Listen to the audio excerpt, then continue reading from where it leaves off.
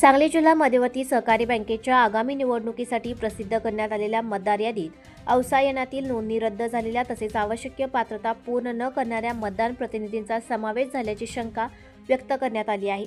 या प्रकरणाची सखोल चौकशी करून अपात्र नावे तातडीने वगळावीत अशी मागणी डी युवा शक्तीचे प्रमुख विनायक रुपनर यांनी केली आहे। या संदर्भात रुपनर यांनी जिल्हा उपनिबंधक सहकारी संस्था सांगली यांच्याकडे सविस्तर तक्रार दाखल केली आहे। तसेच सहकार मंत्री, सहकार आयुक्त, राज्य सहकार निवडणूक प्राधिकरण आणि इतर संबंधित वरिष्ठ अधिकाऱ्यांनाही तक्रारीची प्रत पाठवण्यात आली आहे। तक्रारीत मतदार यादीतील प्रत्येक संस्थेची व मतदान प्रतिनिधींची पात्रता काटेकोरपणे तपासण्यासाठी मागणी करण्यात आली आहे।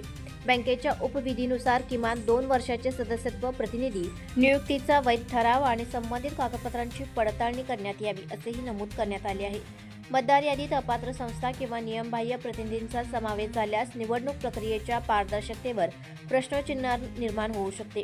त्यामुळे संपूर्ण प्रक्रियेची निष्पक्ष चौकशी करून नियमबाह्य नावे वगळण्यात यावीत आणि अनियमितता आढळल्यास संबंधित अधिकारी व जबाबदार व्यक्तींवर नियमानुसार कठोर कारवाई करण्यात यावी अशी मागणी रुपनर यांनी केली आहे।